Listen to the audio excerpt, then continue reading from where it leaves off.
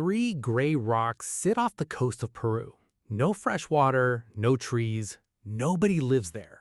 And right now, in the late 1840s, there's a line of ships anchored offshore so long you can't count the masts from the top of the tallest rock. Every single one of those ships is waiting its turn to load cargo that European farmers will pay almost any price for. The country that owns these rocks is Peru. Young, broke, still finding its feet after breaking away from Spain. What happens on these three islands over the next 30 years decides whether Peru becomes one of the richest nations in Latin America or one of the most humiliated. Real people are going to live and die because of what's stacked up on top of these rocks. Sailors are already describing the smell as something you can taste, ammonia thick enough to blister a throat. And still, the ships keep coming. Nobody standing on that dock right now knows how any of this ends. They don't know their country is about to get richer, faster than almost anywhere else on Earth. They don't know two wars are coming, one fought directly over these three rocks. And they definitely don't know that the birds responsible for all of it are eventually going to run out of things to give. Loading one of these ships isn't quick work either. Depending on the size of the vessel and the size of the crew hired to fill it, a single ship can take weeks anchored off the islands before its hold is packed. Guano lowered down chutes built straight into the cliffs, or hauled basket by basket to waiting boats. Captains know exactly how much a full hold is worth once it reaches Liverpool or Antwerp or Le Havre, and they know exactly how much every extra week at anchor costs them in wages and spoiled provisions. So they wait anyway, because the alternative is sailing home empty, and nobody sails home empty from the Chincha Islands if they can help it. Europe is running out of dirt. Generations of farming the same fields over and over without anything to put back what the crops pull out of the soil have left huge stretches of European farmland worn thin. Population is climbing, cities are swelling with people who need to eat, and the old fixes, letting a field lie fallow for a season, rotating in clover, spreading manure from your own livestock, can't keep up anymore. Farmers across England, France, and Germany are staring at yields that just won't climb no matter what they try, and they are desperate for anything that can put nitrogen back into a field faster than nature does it on its own. That desperation is the reason a captain will sail his ship halfway around the world, sit anchored off three waterless rocks for weeks at a time, choke on ammonia dust for a cut of the profit, and call it a good voyage. Whatever's up there on top of those islands is about to become the thing standing between European agriculture and a slow, grinding decline. So what is it? What's piled up on these islands that's worth more acre for acre than gold? Bird droppings. Centuries of seabird waste stacked in places over 30 meters deep, better than 100 feet of it, because it almost never rains on this stretch of coast and nothing has ever come along to wash any of it away. Mountains of guano sitting there before anyone in Europe knew Peru even existed. Peru wasn't the first to figure out this stuff was valuable, not even close. 300 years before those ships lined up, another civilization had already worked out exactly what this material could do, and had already built an entire system to protect it. Somewhere between the 1400s and 1500s, Inca administrators noticed the same white crust building up on these coastal islands, and instead of stripping it bare, they locked it down. Seabird nesting colonies were guarded. Harvesting was rationed by the state, not left to whoever showed up first with a shovel. Farmers were handed strict quotas. Take this much and not one basket more, no matter how good this year's harvest looks. In nesting season, setting foot on certain islands was forbidden outright, and killing one of the birds that produced this material carried a punishment so severe that in some accounts, it meant death. This is a state-run conservation program, enforced limits, protected breeding grounds, capital punishment for poaching, built entirely around the idea that this year's fertilizer only exists because last year's birds were left alone. Protect the birds, you protect next year's harvest. It's a closed loop. Someone had to divide the coastline into sections. Someone had to track which islands belonged to which region of the empire, because inland farmers depended on specific island allotments the same way they depended on specific irrigation channels. Someone had to police the nesting season, which meant knowing exactly when the cormorants, boobies, and pelicans that produced this material were breeding and keeping people off the rocks until the chicks had fledged. This wasn't a casual rule handed down and forgotten. It was administered year after year, the same way the empire administered roads, granaries, and labor drafts. Guano wasn't treated as an afterthought. It was treated as infrastructure, as important to the harvest as the water running through the terraces. Then the people who conquered that empire showed up looking for something entirely different, and they walked right past the one resource that would have made every single one of them rich beyond counting. The Spanish crown didn't send conquistadores to Peru to collect bird droppings. They came for gold and silver, coined wealth, something you could melt down and load onto a galleon bound for home. So when they took over the coast and found these barren islands crawling with seabirds, most of them didn't bother looking twice. Bird guano wasn't gold. It wasn't worth the trip. That decision, that one dismissal, is going to cost the Spanish Empire more than any of them could have guessed, and it's going to hand an entire fortune to somebody else centuries later for free. You can't really blame them if you look at what else was on offer. Just inland from the coast, up in the mountains, sat Potosi, a single silver mountain so productive it would go on to fund Spanish wars across Europe for 100 years. Next to a mountain that bleeds silver, a rock covered in bird droppings doesn't exactly compete for attention. The conquistadores weren't wrong that Peru held staggering mineral wealth. They were only wrong about where the second fortune was hiding. It wasn't underground. It was sitting in the open air, in full daylight, on islands their own ships sailed past on the way to load silver. So what happens to a resource this valuable when the people in charge of it simply ignore it for 400 years straight? It just sits there, getting richer. Peru's coast turns out to be one of the only places on the planet dry enough that you can stack up bird droppings for 4 centuries and it just stays put like money left in a vault nobody remembered opening. The Inca built that vault. The Spanish conquest walked right past the door without checking the lock, and the fortune inside kept growing anyway, quietly, decade after decade, waiting for someone who actually knew what they were looking at. It took an outsider, someone with no interest in gold at all, to finally notice. Between 1802 and 1804, a Prussian naturalist named Alexander Humboldt made his way through Peru. He wasn't a merchant, he wasn't a soldier. He was cataloging the natural world one sample at a time, and what he's about to do with a handful of dirt is going to change the fate of an entire nation that hasn't even been born yet. Peru is still a Spanish colony when this happens. Humboldt sees the same white deposits the Inca protected 300 years earlier. He's a scientist with European chemistry behind him. What does he do with that information? He doesn't write a report and move on. He collects samples, packs them into his own luggage like any other specimen, and hauls them back across the Atlantic. European chemists get their hands on the material and the results come back extraordinary. Concentrations of nitrogen and phosphorus far beyond anything European farmers had ever worked with. Farmers start experimenting, crop yields jump.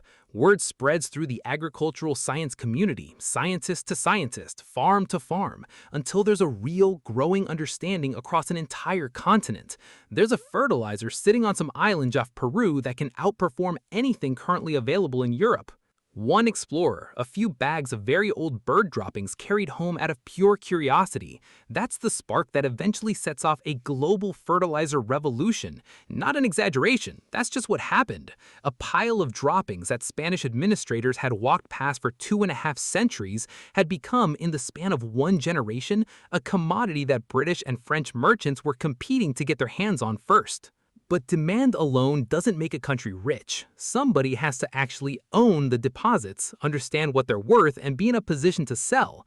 And right when that window opens, Peru is about to go through the biggest upheaval in its short history. Humboldt wasn't the only scientist whose work ended up tangled into this story either. Decades later, an Italian naturalist named Antonio Raimondi spent years traveling across Peru, cataloging its geography, its minerals, and its natural resources in exhaustive detail, work that Peru's own government eventually commissioned and relied on to understand exactly what it had within its borders. By the time Raimondi was doing his fieldwork, the guano boom was already well underway, and part of what made his surveys valuable to the state was the same lesson Humboldt had already taught the world once. A country can sit on top of a fortune for centuries without anyone in charge actually understanding what it's worth unless somebody methodical enough comes along to measure it, map it, and write it down. Knowing what something is worth is one problem. Actually owning it free and clear is another, and right as European science is starting to put a real number on Peru's guano, the entire question of who owns these islands is about to get rewritten. In 1821, Peru declares independence from Spain. The new republic inherits those offshore guano islands as part of its territory. Nobody treats that inheritance as significant. Peru's early years are rocky. Political instability, government after government collapsing, constant borrowing just to cover basic shortfalls. The islands sit there, technically owned by a country that has no idea it's sitting on millions of tons of the most valuable fertilizer on the planet. Independence didn't come cheap. Peru had spent years fighting to break free from Spain, and the new republic inherited the bill for that fight along with its territory, a treasury with almost nothing in it, an army that needed paying, and a government still figuring out how to govern at all. Presidents came and went in quick succession. Some lasted months. Some were removed by the same military factions that had put them in office in the first place. Every one of them inherited the same problem: not enough money and no reliable way to raise more of it. Customs duties on trade brought in a trickle. Taxes on an economy this poor brought in even less. So governments borrowed, from local merchants, from foreign banks, from anyone willing to lend. And every loan just pushed the problem a few years further down the road instead of solving it. One of the poorest new republics in the Americas is, without knowing it, one of the richest. How long before somebody in Lima actually figures that out? 2 decades. It takes 20 years before anyone treats those islands as anything more than rocks with birds on them. And when Peru finally does wake up to what it's holding, the first thing the country does is give almost all of it away. Between 1840 and 1841, Peru signs its earliest commercial guano contracts. A merchant named Francisco Quiros, a businessman with no idea he's about to become one of the strangest economic stories on the continent, receives one of the very first exploitation agreements from the government. This is Peru's first real shot at turning its accidental fortune into cash. Whatever terms get written into this deal are going to set the tone for everything that follows. Nobody in the Peruvian government had ever priced a commodity like this before. There was no market history to check against, no rival supplier to compare terms with, no sense of what a fair royalty should even look like. The men drawing up these contracts were working from the same instinct that had governed Peru's economy for 2 decades. Get some cash in the door now, worry about the details later. Quiros and the merchants who followed him understood the export market on the other end much better than the official signing on Peru's behalf ever did. And that imbalance is baked into the earliest paperwork. A government that barely understands what it owns is about to negotiate a contract for the most valuable material on Earth. How badly do you think that goes? Badly. The government has no real sense of scale, so those early contracts heavily favor the private merchants who signed them. Peru effectively hands away access to a fortune for pennies, because nobody in office yet grasps how much money is actually sitting on those rocks. It doesn't take long for the penny to drop. Ships keep loading, ships keep sailing, ships keep coming back for more. And Peru starts asking a question that's going to define the next 30 years of its history. Wait, how much is this actually worth? As profits from those early deals become impossible to ignore, Peru goes back to the negotiating table, again and again. Each time, the government's share climbs a little higher. Extraction accelerates specifically on the Chincha Islands, the same 3 rocks we opened this whole story standing on top of. Exports accelerate. The guano trade stops being a curiosity and becomes something official, something running at full speed. So Peru accidentally sold an economic goldmine for pennies, realized what they had done, and spent years clawing back the leverage they gave away for free. Renegotiating contracts is one thing. Turning a scattered set of merchant deals into an actual national fortune is another thing. Who's going to be the one to make that leap? In 1845, a soldier with the reputation earned during Peru's turbulent fight for independence becomes president. His name is Ramon Castilla, and under his administration, the guano trade transforms from a pile of individual contracts into something close to a national enterprise. His government sets up what becomes known as the consignee system. Private firms handle the marketing and sale of guano overseas, while the state collects its share of the revenue right at the source instead of trying to run the entire export operation itself. The consignee system worked like this. A handful of merchant houses, some Peruvian, some British, some based out of the trading centers of Europe, got the exclusive right to sell guano abroad on the government's behalf. They handled the ships, the warehousing, the buyers, the paperwork. In exchange, they fronted the government cash up front against future sales and took a commission once the guano actually sold. For a state that barely understood what it owned, this changed everything about how the treasury actually functioned, a steady, predictable stream of money that didn't depend on customs officials or provincial tax collectors doing their jobs properly.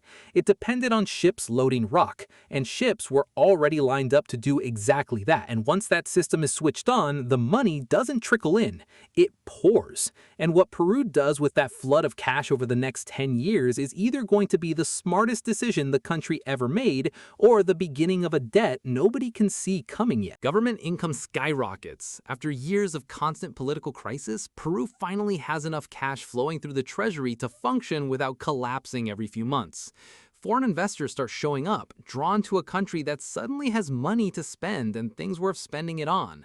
And Peru has something almost no other nation on earth can claim at this exact moment: a total monopoly. If you want guano, the real thing, the kind that can double a European wheat yield, you are buying it from Peru. Nobody else has deposits like this. Guano exports climb from a few thousand tons a year in the early 1940s to well over 400,000 tons annually within about 2 decades, and by some points in the boom, total exports across the whole guano era add up to somewhere in the neighborhood of 10 million tons of material shipped out of Peru and sold abroad. Each of those tons sold in Europe for a price many multiples higher than what it cost Peru to dig it up, load it, and ship it. Multiply a monopoly price by a growing volume, year after year, and you get exactly what happened here: a government treasury that went from chronically empty to genuinely wealthy inside a single decade, riding entirely on the back of one export nobody else in the world could supply. A poor and unstable republic just landed a global monopoly on the most valuable fertilizer on the planet. What does a country actually do with a windfall like that? For about 10 years, roughly 1846 to 1855, that guano money goes to work rebuilding the entire country. It funds railroads, it expands ports, it pays for roads and schools, it clears out foreign debts Peru had been dragging around since the day it declared independence, which hands the country something it desperately needed: international credibility, the kind of standing that makes other nations willing to lend to you, trade with you, take you seriously. The military gets modernized, public spending reaches levels the Republic has never seen before. Whole new classes of government employees start drawing salaries straight out of guano revenue. Instead of taxing its own citizens to keep the lights on, Peru is funding an entire government off of bird droppings. Some of that money went to a single American engineer named Henry Meeks, who arrived in Peru with a reputation for building railroads through terrain most people considered impossible. And he ended up laying tracks straight up through the Andes, over gorges, through tunnels blasted into rock, at altitudes that made the workers' lungs ache before they'd swung a single pick. Peru wanted railroads that connected the coast to the highlands, roads that could move silver, cotton, sugar, anything faster than a mule train ever could. Guano money paid for it. Slavery had been abolished in Peru back in 1854, freeing enslaved workers who had labored on coastal plantations for generations. And that free labor force, alongside indentured workers brought in from abroad, became part of the workforce building this new infrastructure. For a brief stretch of years, it must have felt like Peru was buying its way into the future. There's one more thing Castilla did with this money that doesn't usually make it into the highlight reel, but it shows exactly how much power a treasury this flush can hand to one government almost overnight. In 1854, Ramon Castilla used his position and the cash now flowing through the state to abolish slavery in Peru outright, freeing enslaved people who had labored for generations on coastal plantations. In the same period, he also eliminated the tribute system that had forced Peru's indigenous population to pay a special tax simply for existing as an indigenous people under the Republic, a tax that survived independence from Spain completely intact, just handed from one government to the next. Ending slavery and ending a punitive tax on an entire population sounds like straightforward moral progress. So where does guano actually fit into a decision like that? It fits in because reforms this big usually come with a price tag attached, and in Peru's case, that price tag was paid directly out of guano revenue. Plantation owners who lost their enslaved workforce were compensated by the state, in cash, funded by guano money. The tribute revenue the government gave up by ending that tax on indigenous communities also had to be replaced from somewhere, and guano covered the gap. None of this makes the reforms less real or less significant for the people whose lives changed because of them. A government that had spent 30 years unable to fund basic operations, unable to pay its own soldiers reliably, unable to eliminate an unjust tax without collapsing its own budget, suddenly had enough money sitting in the treasury to buy its way out of two of the deepest injustices baked into its own founding. That's not a small thing. It's also not something that would have been possible one single decade earlier, before those ships started lining up off the Chincha Islands. But underneath every one of those good headlines, there's a second story running at the exact same time. One that doesn't make it into the celebratory version of this history, and one that's about to catch up with Peru whether the country is ready or not. Not all of that guano money went towards things that actually built lasting capacity. A lot of it went to projects that lined private pockets more than they built anything real. Corruption climbs right alongside revenue, the two things tied together like they're on the same rope. Fortunes get made, plenty of them, but not all of that wealth is building something that survives once the guano runs out. Corruption on its own is too vague a word to carry the weight of what was happening. Guano sold in London for a price many times higher than what it cost Peru to dig it out of the ground and load it onto a ship. That gap between extraction cost and sale price is where the real money sat, and the consignee houses handling the sales abroad were the best positioned to control exactly how much of that gap made it back to the Peruvian treasury and how much simply stayed in private hands. Contracts got renewed on generous terms for firms with connections inside the government. Middlemen took commissions on top of commissions. Congressional committees investigated the consignee arrangements more than once over the following decades, and more than one of those investigations concluded that the state was being shortchanged on a resource it technically owned outright. If the government knew, at least in broad strokes, that it wasn't getting the full value of its own resource, why didn't it just fix it? Because fixing it meant taking on the same merchant class that had built the current system, financed the current government's operations, and held influence in the same halls of power where any reform would need to pass. It's a familiar bind in resource economies generally, not just this one.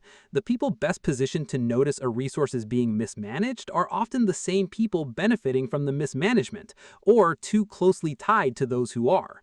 Reform commissions came and went. Contracts got renegotiated, sometimes in the state's favor, sometimes not.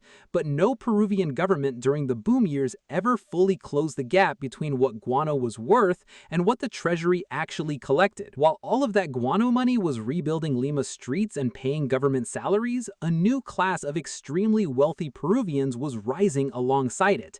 Families connected to the consignee contracts, to shipping, to the government offices that controlled export licenses. They built grand houses, sent their children to study in Paris, filled Lima's theaters and salons with a kind of imported European elegance the city had never been able to afford before. Visitors during these years sometimes remarked on how thoroughly the capital had changed, how confidently its elite now dressed and furnished their homes, as though the country had always been this prosperous. Curiously, if Lima's guano fortune was paying for silk, private tutors, and townhouses modeled on European fashion, where exactly was that fortune coming from physically on the other end of the supply chain? Who's actually digging this fortune out of the ground? Guano doesn't extract itself. Men climbed the piled deposits with picks, mattocks, and shovels, breaking apart material that had hardened over centuries into something closer to soft rock than loose dirt in its deeper layers, then filled woven baskets or sacks that had to be carried, one load at a time, to the edge of a cliff. From there, wooden chutes built straight down the rock face like gravity do the rest, dropping the material down toward waiting boats or directly into the holds of ships anchored below. Dust rose constantly from every stage of the process, from the breaking, from the carrying, from the material sliding down the chutes, and there was no meaningful protective equipment of any kind. Somebody has to climb a mountain of it with a pick and a basket, in the heat, in the dust, day after day. And as demand explodes through the early 1950s, Peru's answer to that labor problem is to import thousands of Chinese indentured laborers, men who, in many documented cases, were deceived into signing the contracts that brought them here in the first place. They thought they were signing up for one kind of life. They arrived to find another. The recruitment itself was its own kind of trap. Agents working out of port cities like Macau signed men to contracts written in a language many of them couldn't read, promising work, wages, and passage home once the term ended. Some men boarded those ships believing they were headed to California or to sugar plantations, or to any number of destinations that weren't three waterless rocks in the middle of the Pacific. By the time the deception became clear, they were already at sea, and there was no way back. Historians studying this period have used the label Coolie trade for the system that moved these workers across the ocean, and the conditions on the islands themselves, packed holds, disease, and a mortality rate on some voyages that rivaled the worst of the Atlantic slave trade a century earlier, meant a meaningful number of men never even made it to the islands they'd been sold to work on. The conditions on those islands were brutal, heat radiating off bare rock with no shade anywhere on the horizon, dust thick enough to damage a man's lungs permanently, the exact same dust that was making Peru rich, breathed in by the hour for years, food that was limited, abuse that was widespread. Workers were driven to fill fixed daily quotas of guano, shoveled by hand into baskets and hauled to chutes that dropped the material straight down cliff faces into waiting ships.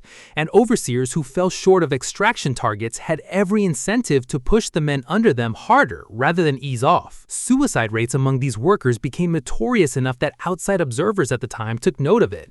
It tells everything about daily life on those islands underneath the clean export numbers. And even though these men were technically indentured, not enslaved, paperwork used a different word, many of them lived under conditions that looked, in every practical sense, like slavery. Estimates of how many Chinese laborers were brought into Peru during this period run into the tens of thousands over the length of the trade, and a considerable share of them never lived to see their contracts end. Some resisted anyway in whatever ways were still available to them. Work stoppages and outright uprisings against overseers were recorded on more than one occasion, and word of the conditions on the islands eventually traveled far enough that foreign governments and missionary observers began raising the issue publicly, pressuring Peru and the recruiting networks in China to at least acknowledge what was happening, even when little changed in practice as a result. The world's most profitable fertilizer industry, the one funding railroads, schools, and debt repayment back on the mainland, was running on one of the harshest labor systems of the entire century. That's not a contradiction sitting awkwardly inside the story. That's the story. The government buildings and the ammonia-choked labor camps were paid out of the exact same ledger, the same ships, the same 3 rocks, the same year. And word of what Peru had was already spreading well past its own borders. In 1856, the United States passes the Guano Islands Act. America wants its own fertilizer supply, and Congress doesn't want to keep buying it from Peru forever if there's another way to get it. The law makes a simple offer. Any U.S. citizen who finds an unoccupied island with guano deposits can claim that island, and the federal government will recognize that claim as American territory. How far is a country willing to go legally just to get its hands on bird droppings? More than 90 islands eventually get claimed under this law. Several of them remain U.S. territories to this day, more than 150 years later, a permanent line on a map drawn because of fertilizer demand. Places like Navassa Island in the Caribbean and Baker, Howland, and Jarvis Islands out in the Pacific all entered American hands this way, mined by companies chartered specifically to strip them of guano and ship it home. The working conditions on some of these claimed islands weren't much gentler than what was happening on Peru's coast. On Navassa, laborers mining the deposits eventually rose up against the company running the operation, in a revolt in 1889 violent enough that federal troops had to be sent in to restore order. An entire piece of American territorial expansion written directly into federal law exists specifically because of guano. Not many natural resources in history can say they inspired their own national expansion statute. This one can. Peru wasn't the only country on this coastline paying attention to what these islands were worth. Chile had its own guano deposits further south, in territory it controlled along the Atacama coast, and it started running its own version of the same export business, on a smaller scale. Bolivia, which at this point still had a coastline of its own, held deposits and nitrate fields in the disputed border region between the two countries, ground that neither side had bothered fighting over back when nobody thought it was worth anything. Ecuador made its own play for guano-bearing islands off its coast. None of them could match Peru's Chincha Islands for sheer concentration and depth of deposit, but the fact that multiple governments were suddenly drawing new attention to their own coastal rocks tells you how fast this single resource had rewritten what counted as valuable territory territory along the entire Pacific coast of South America. If guano is turning worthless coastline into valuable territory for every country nearby, what happens once national borders start running through the middle of the good deposits? That exact question is what eventually drags Chile, Bolivia, and Peru into a shooting war over nitrate territory less than 20 years later, the same war of the Pacific this story is heading toward. The border dispute over who owned which nitrate fields didn't come out of nowhere. It came directly out of this scramble. Every government along this coast suddenly realizing the ground under its feet, ground it had never bothered mapping precisely before, might be worth fighting over. Meanwhile, back in Peru, the numbers are climbing towards something that in hindsight looks almost reckless. By the 1860s, Peru's dependence on this single commodity reaches a level that should have set off every alarm bell in Lima. Exports hit their absolute peak. Millions of tons leave the country every year. And during parts of this decade, guano is financing something like 80% of the entire Peruvian government's income. 80% from one resource, sitting on a handful of islands. Everything looks incredible from the inside. Revenue is enormous. The country appears wealthier than it's ever been. So why do historians look back at this exact decade and call it a warning sign instead of a triumph? Because underneath the appearance, the economy has become dangerously dependent on a single export. Other industries never get the chance to develop, because why would they, when guano is paying for everything anyway? Peruvian historian Jorge Basadre later coined the phrase that stuck to this whole era, and it's the one still used in Peruvian classrooms today, the fallacious prosperity. A government running on one commodity has no reason to build up manufacturing, no reason to diversify agriculture beyond what already sells, no reason to develop the kind of broad, boring tax base that keeps a country solvent once the one big export dries up. And despite all that revenue pouring in year after year, the country's debt keeps climbing regardless, because spending had already adjusted upward to match the good years. And once a government gets used to a certain level of spending, ratcheting it back down turns out to be far harder than ratcheting it up ever was. Prosperity that looks this good and still can't stop debt from rising isn't really prosperity. It's borrowed time, dressed up to look like wealth. And borrowed time comes with interest, and in the mid-1860s, that bill arrives in the form of an actual foreign navy.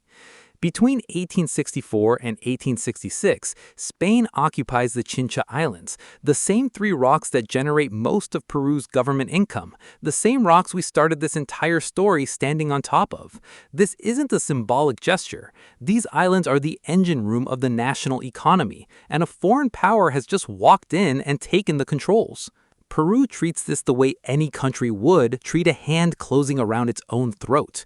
What happens when a nation's entire fortune is sitting on three exposed rocks in the open ocean, and someone else decides to take them?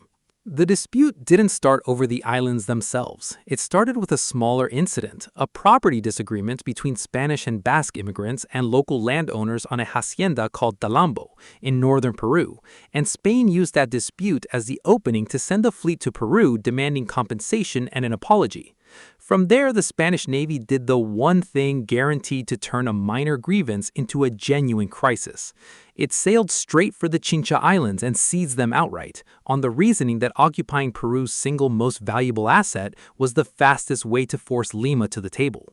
Diplomatic tensions escalate into open war. Peru's fleet is badly outmatched by Spain's ironclads, and the fighting eventually spreads along the Pacific coast, with Peru drawing in Chile, Ecuador, and Bolivia as allies against Spain in what becomes known as the Chincha Islands War.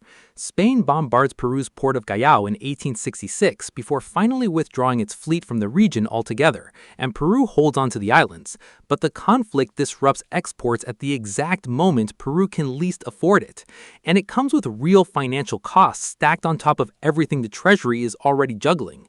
Worse, it exposes something Peru's own government can't unsee once it's seen it. A country this dependent on one resource, sitting in one location, can be brought to its knees by anyone willing to sail a navy to the right coordinates. War, real casualties, a real diplomatic crisis, real strategic stakes on both sides, fought largely over control of mountains of accumulated bird droppings. One would expect a near catastrophe like that to push Peru towards spreading its risk, building something that doesn't depend entirely on three rocks in the Pacific. Instead, the country does close to the opposite.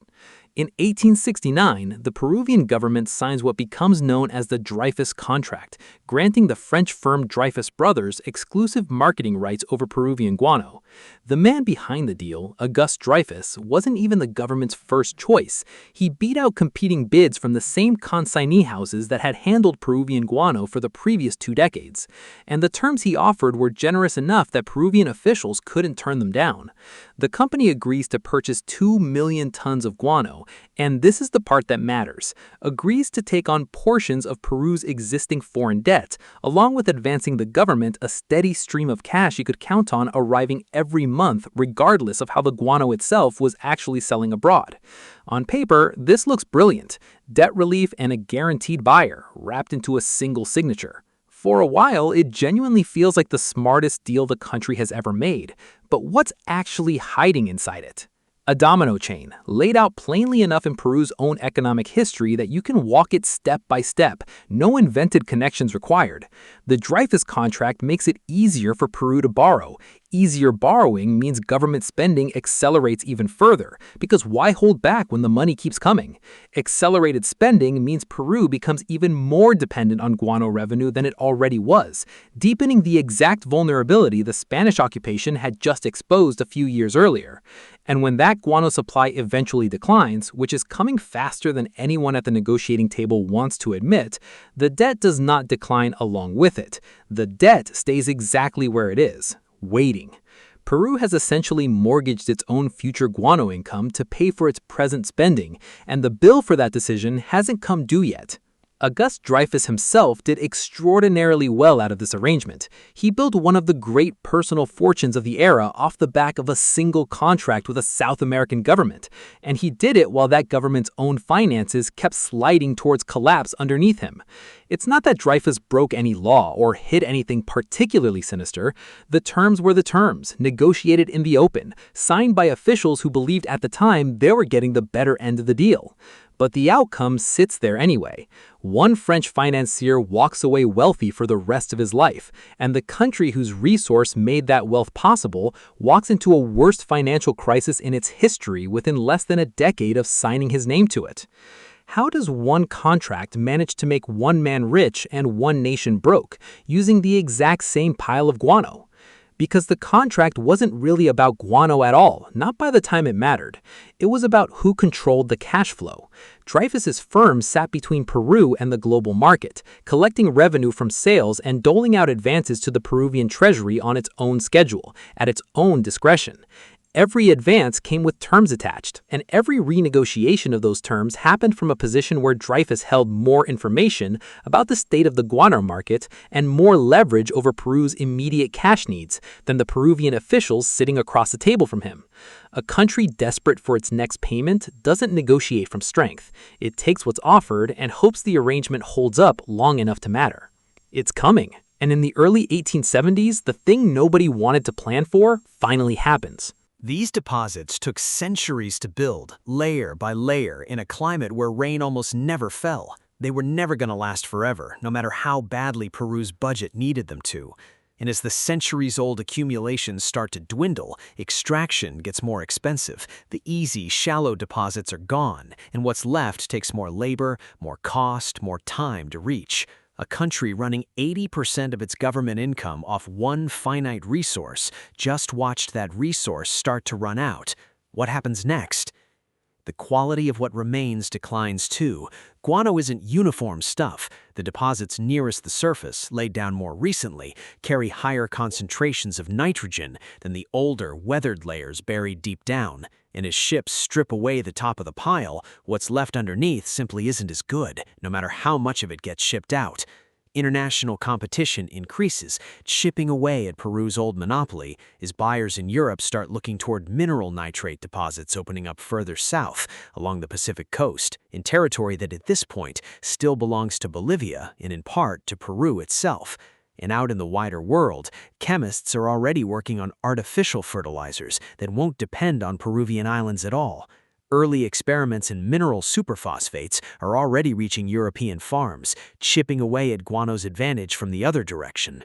Government revenue shrinks. The debt obligations built up during the good years do not shrink along with it. Economic confidence collapses. The boom, after decades of seeming unstoppable, enters a decline that nobody in Lima can reverse, no matter how many contracts they sign, renegotiate. The richest fertilizer deposits on the planet turn out to be exactly what they always were, whether anyone wanted to admit it or not. And in 1875 and 1876, the consequences finally land, all at once. Peru declares financial insolvency. The government simply cannot meet its debt payments anymore. Years of borrowing had far outpaced anything the country could sustainably support. Railroad debts, taken on during the boom years with guano revenue assumed as collateral, had piled up. The same lines Henry Meigs had built through the Andes now sat as unpaid obligations on the same ledger that had once looked bottomless. Guano revenue, the thing that was supposed to cover all of it, collapsed. International credit dries up. Bondholders in London, who had been buying Peruvian government debt for years, treating it as a safe, guano-backed investment, suddenly found themselves holding paper from a government that had simply stopped paying. And the resulting fallout would echo through European bond markets for years, held up afterward as a cautionary tale about what happens when a sovereign borrower's income depends entirely on one export that anyone could have told you wouldn't last. Less than a decade earlier, this country was financing 80% of its government off a single export. How does this steep a fall even happen? It happens exactly the way resource boom collapses always happen, and historians studying resource economies still cite what occurs to Peru in these years as one of the classic examples of it, a nation that looked fabulously rich turning in a remarkably short span into a nation that is nearly bankrupt. That's a hard enough fall on its own. Peru doesn't get to fall quietly. Between 1879 and 1883, Peru and Bolivia go to war with Chile in a conflict remembered as the War of the Pacific. The fighting centers mainly on territories rich in nitrates, a different fertilizer resource, but one carrying disturbing echoes of everything Peru just went through with guano. And Peru enters this war already financially wrecked from the collapse of its guano economy, without the treasury or the credit to fight from a position of strength. A country just lost its entire fortune to one fertilizer collapse.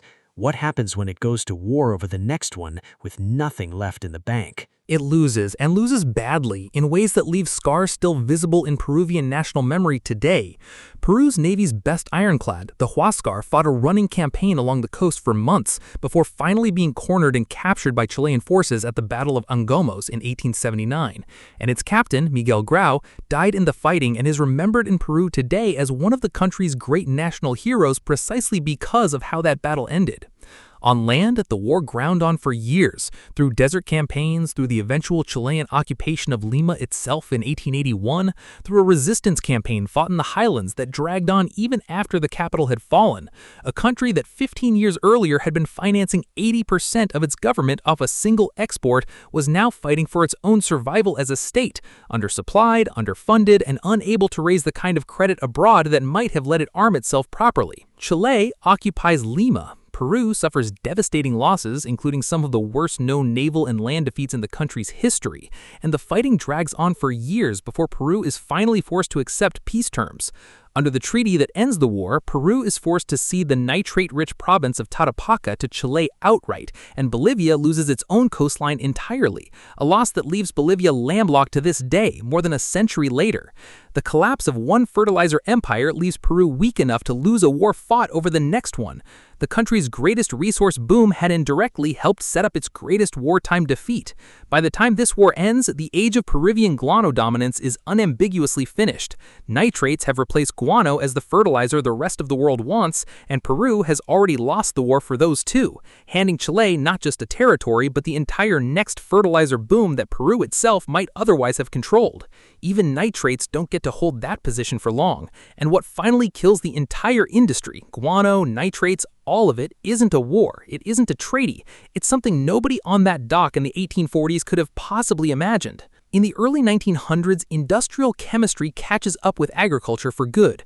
The Haber-Bosch process makes it possible to produce synthetic nitrogen fertilizer without needing bird droppings or mined nitrates at all, without needing Peru or Chile or any island in the Pacific. An entire national economy, a monopoly, 2 wars, a bankruptcy, all of it built around one resource. What finally makes that resource irrelevant? A chemistry lab. 2 German chemists, Fritz Haber and Bosch, worked out how to pull nitrogen directly out of thin air, literally out of the atmosphere, which is roughly 78% nitrogen gas already, and bind it into ammonia with heat, pressure, and a metal catalyst at an industrial scale that no bird colony or nitrate desert could ever hope to match. Once German industry scaled the process up, any country with the right factory could manufacture in a matter of hours the same nitrogen that had once taken centuries of seabirds to produce. Natural guano loses whatever strategic importance it had left. Demand declines permanently. What was once mountains of the most valuable material on Earth becomes essentially a niche product, used in smaller quantities by farmers who prized its particular blend of nutrients, rather than by nations depending on it to run their treasury. The world's fertilizer supply shifts from birds to factories, and it never shifts back. Science, in the end, closes the book on one of the strangest global commodity booms in modern history. Not war, not politics, a chemistry lab. Economists studying booms like this one in the decades since have given the whole pattern a name, the resource curse. A country discovers or unlocks access to one extraordinarily valuable natural resource. Revenue floods in, government spending balloons to match it. Other industries wither because nobody bothers investing in anything harder to build than simply extracting what's already sitting there. And when the resource runs out, or the price collapses, or the world simply finds a substitute, the country is left with less economic diversity than it had before the boom ever started, and often more debt. Oil-dependent economies in later centuries would go on to live through almost exactly this same arc, on a different commodity with different chemistry but the same basic shape. Peru's guano boom is one of the earliest, cleanest examples of the whole pattern on record, which is part of why economic historians keep coming back to it, not because the amounts of money involved were the largest in history, but because the entire rise and fall happened fast enough and left behind a paper trail clean enough that you can trace the whole mechanism from beginning to end in a single human lifetime. But Peru isn't quite finished with its guano islands, even after all of that, and what the country does next says something about whether it actually learned anything from the century it just lived through. In 1909, the Peruvian government establishes the Compañía Administradora del Guano, the Guano Administration Company. This time, the goal isn't maximum extraction as fast as possible. It's the opposite. Bird populations get protected. Harvesting becomes periodic instead of constant, deliberately managed instead of run flat out until nothing is left. After decades of overexploiting the exact resource that made it rich and paying for that overexploitation with a war and a bankruptcy, does Peru actually change anything, or does it repeat the same mistake at a smaller scale? It reinvents its guano industry around the same basic principle the Inca had figured out 400 years earlier. Protect the birds if you want the guano to still be there next year. The company brought in scientists to study the birds themselves. 3 species in particular did almost all of the work of building these deposits: the Guanay cormorant, the Peruvian booby, and the Peruvian pelican, all of them feeding on the enormous schools of Anchoveta that swarm the cold, nutrient-rich Humboldt Current running up the Peruvian coast. Guards were posted on the islands, not to police convict labor gangs anymore, but to keep boats away from nesting colonies during breeding season. Harvest crews rotated between islands on a fixed schedule instead of stripping every rock bare at once, giving each colony years to recover between visits. Modern production under this new company becomes much smaller than it ever was at its 19th century peak, but it becomes sustainable in a way the boom years never were. Conservation, for the first time since the Inca Empire, becomes official state policy again. That principle is still the one guiding what's left of the industry today, and it's being tested all over again right now by something even the Inca never had to plan for. Peru still harvests guano on a limited basis in the 21st century inside protected reserves designed to safeguard the nesting birds that produce it. Production is a small fraction of what it was at the height of the boom. In the middle of the 20th century, the combined population of these 3 guano-producing bird species along Peru's coast was estimated to be somewhere around 60 million individuals. Today, that number is a small percentage of what it once was, and the decline hasn't been gentle or gradual. It's come in sharp drops tied to specific disasters. Strong El Niño events warm the coastal waters just enough to drive the anchoveta the birds depend on into deeper, cooler water, out of diving range. And when that happens, entire breeding colonies can starve or abandon their nests within a single season. Commercial fishing fleets competing with the same birds for the same anchoveta stocks that industrial fish meal plants also want add another layer of pressure on top of the ones nature already provides. Scientists working with what remains are focused on balancing whatever fertilizer production continues against the ecosystem that has to keep producing it. And that ecosystem is under real pressure right now. Climate change, recurring El Niño events, disease outbreaks, and overfishing have all reduced the populations of the guano-producing birds themselves, threatening both the biodiversity of the islands and whatever remains of the industry that made Peru once rich, a very long time ago. Peru's government still classifies these bird colonies as protected national resource, still sends guards out to the reserves, still restricts harvesting to a fixed rotation. But the fundamental arithmetic of the whole system hasn't changed since the Inca first worked it out 500 years ago. Fewer birds means less guano. Less guano means a smaller industry.